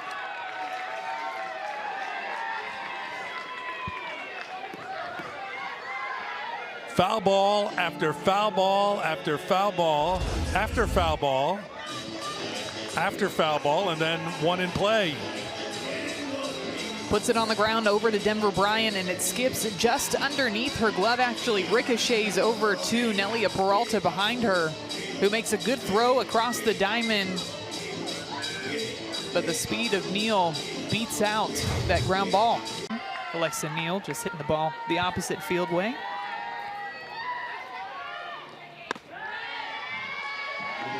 Here's Alexia Lopez, freshman, who's batting for Wallace.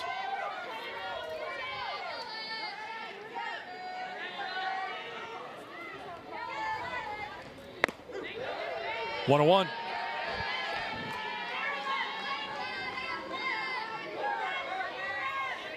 This will give you an idea of what's happening this inning. Lowe has pitched, thrown 28 pitches, and doesn't have an out yet. 2 on. In on the hands. Peralta has a chance to put this one away, and she does. There is the first out of the 5th inning as Lopez is retired.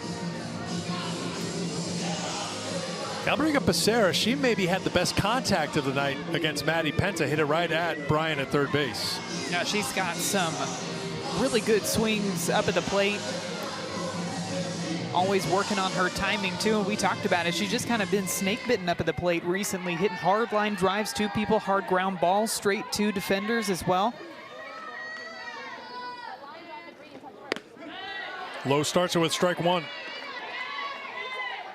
You'll see sometimes she stands in there with her bat back behind her head. Other times she likes to put her bat out in front of her to shorten up her swing to get that timing. So we see right here on the second pitch of this at-bat. 0-2.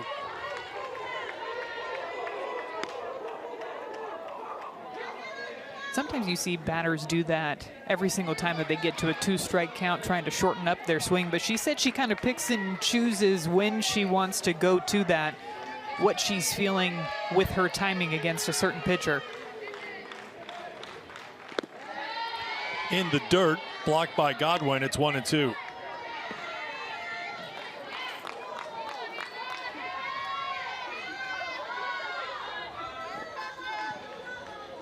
We will have 3 games tomorrow here at Clemson, starting at 1 o'clock Eastern time. Clemson against the winner of this game. Becerra laid off, took a peek back at the plate umpire. It's called a ball, and it's 2-2. Good location for this changeup down in the zone. It's a good hold by Becerra. And a hopeful look back at the plate umpire. Popped up. Pitcher calls for it. Lowe's got it, 2 down. A reminder, you won't miss a minute of the action from the softball regionals. We'll take you to all the best live action on the 7 Innings Live show on the ESPN app. You can see every game, every big moment on the road to the Women's College World Series only on the ESPN networks. It'll be a long day's journey into tonight for the crew in the studio. See, there's a weather delay between Oregon and Notre Dame, so whenever there's weather going on and they're hanging around, they'll take you around to where there's action happening. Daisy Munoz had her first career triple in the second and scored, struck out in the third.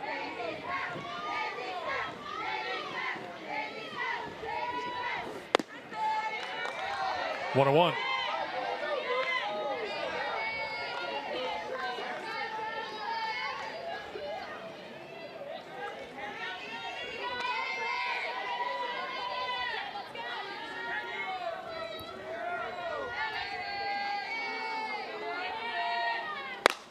Swung on and crushed, but hooking foul.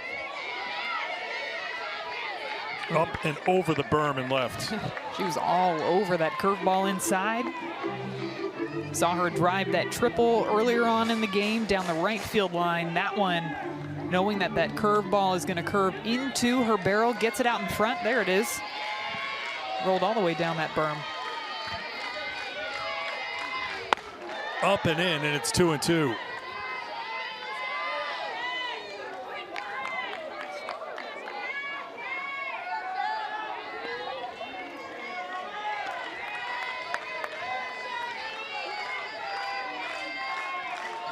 Lowe trying to end it right here for the Tigers. And she does, a strikeout to end the game.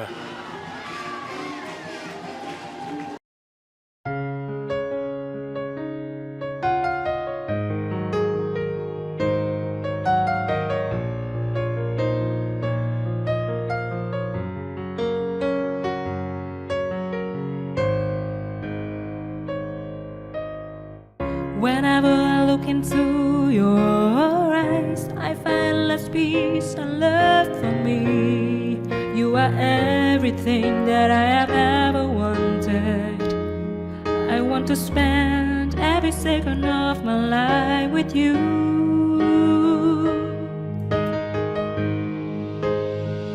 I don't know if some kind of a magical if agreeing with you.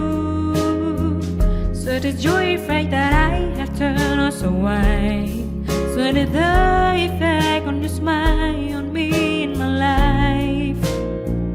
Baby, you are and will remain mine forever and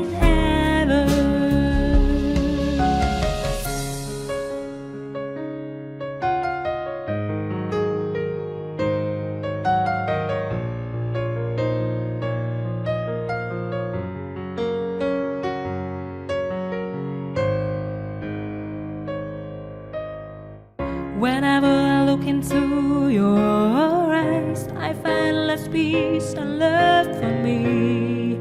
You are everything that I have ever wanted. I want to spend every second of my life with you.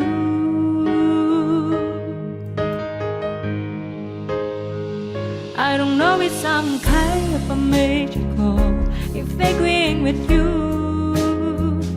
So the joy effect that I have turned us away. So did the effect on your smile on me in my life. Baby, you are and will remain mine forever and ever. I don't know if some kind of a magical if agreeing with you. So the joy effect that I have turned us away. So did the effect on your smile on me in my life. Baby, you are and